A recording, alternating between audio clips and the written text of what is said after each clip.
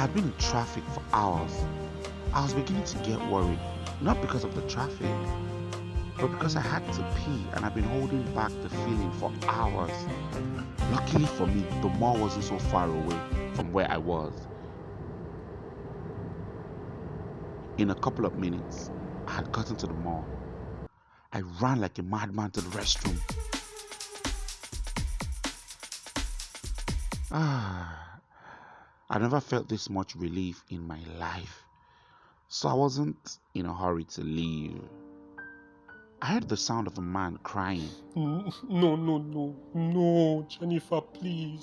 Jennifer, please, no, The sound was coming from no, the oh other side. God.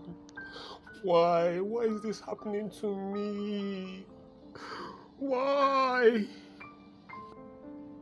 Jennifer, please. I beg you in the name of God. I beg you in the name of anything you hold dear. Please, don't take a mirror from me. Please. I had no idea what was going on with him, and I don't want you guys to think I'm some nosy person or anything. But there's a hidden code of conduct for men that says a man crying in public should be reached out to and assisted by other men. So I had to follow this code. Plus, I am a therapist and I could hear the pain in the man's voice. I feared he was going to do something irrational, so I waited for him to come out of the restroom. Minutes later, he came out. His eyes were red, tears rolled down his face. He composed himself as much as he could. He had now come to a place where people would see that he is in a weak state. I quickly walked up to him. I don't know what happened, but I want you to know that everything will be okay. I know you don't know me, but if you need someone to talk to, I'm here. All of a sudden, he burst into tears again. Why? Oh, no. Oh.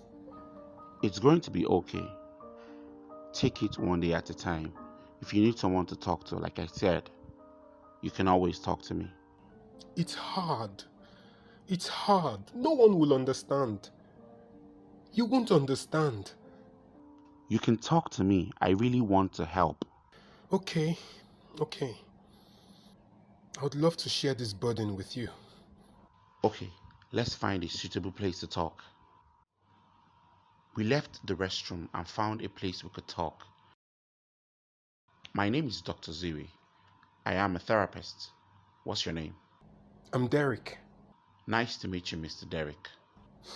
Nice to meet you too, Dr. Ziri. Let me go straight to the point. All right, I'm all ears. I'm a man who has struggled for everything. No one has ever assisted me in any way. I'm not a rich guy, but I keep trying my best, hoping that one day I would make it. And I believe I will. I got married 4 years ago to a woman I felt was too good for me. She was beautiful. Trust me, she was. We have a daughter called Amira. The moment Amira was born, she didn't cry. Oh, wow. It is important that babies cry when they are born. It shows that they have great functioning lungs, and crying also helps expel the amniotic fluid from their lungs through their nose and mouth. Her mother was worried that she was not a healthy child. Her mother tried to get her to cry, but Amira didn't. She didn't cry. I took Amira from her mother's arms. The very second I carried her in my arms, she cried. It was the most emotional moment I've ever had. There and then, I made a promise to always be there for her and to give my life for her in a heartbeat without thinking it through. Since that day, I have stood by my promise to her. Amira knows that Daddy would do anything for her. That's the most beautiful thing I've ever heard. Yes, Dr. Ziri. The moment was beautiful. Fast forward to recently, things have changed in my home. My wife complains a lot about any and everything I do. She's become so cold towards me. I thought I was losing my mind because the change in her was too sudden. More like something triggered it. One day, she came back from work and told me she wants to end the marriage. I tried to find out why, but she couldn't give any concrete reason. She screamed and shouted and threw stuff at me, but I did nothing in return but asked why the sudden change. Amira was there. I didn't want to expose my little princess to violence, so I took her to her room. I went back to my wife to figure out what was really going on, but she kept on saying hurtful stuff to me, but I didn't give a reply. She said she was going to leave me and take Amira with her. I said nothing because I knew there was no way I would let that happen. The final straw that broke the camel's back was when she said to me that Amira isn't my daughter. Doctor, can you imagine? It was like two wires in my head touched. Oh, wow. She said that? Come on now. That kind of thing shouldn't be said. That was what I thought also. I managed to calm myself down. I left the house and took a long walk. While on the walk, I thought to myself, wait though, is there a possibility of Amira not being my daughter?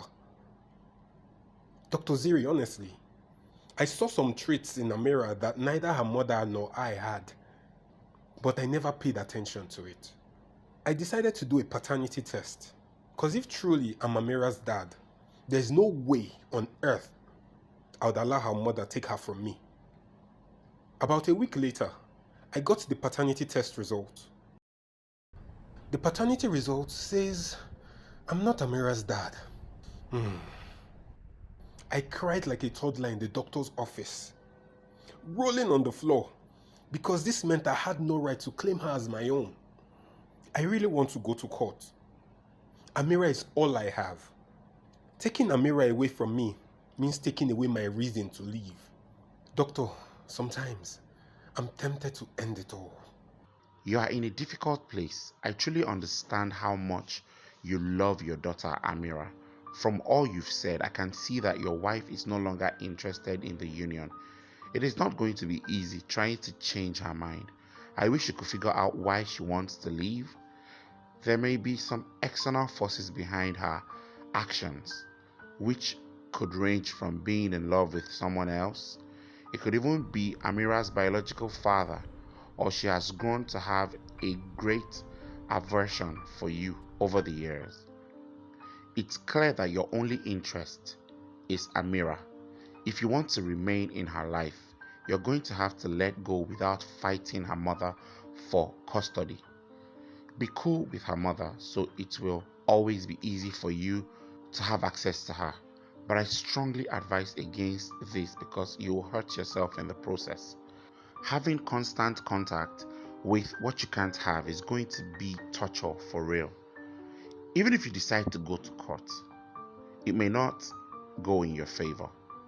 You're not her biological father. Besides, mothers are more likely to be given custody of children who are below the age of 5. The law considers Amira's mother to be her primary caregiver. Fighting is almost futile and is of no good to you or to Amira. Try to maintain that golden image Amira has of you. Love her, let nothing change for you. Mr. Derek, you have to move on, meet someone else, start another family of your own. I know it's not easy, but it's the only way to maintain emotional stability, because the trauma you have experienced is going to scar you for life. Love Amira, be there for her, but do it from afar and let time heal you. Dr. Ziri, these things you've said are true, but they are very hard to do. But I'm willing to do them. I won't tarnish the image Amira has of me. When she's older, I will explain everything to her then. It is really hard to be Mr. Derek right now. He is in a difficult place. If you were in his shoes, how would you handle it? Let me know in the comment section. Thank you.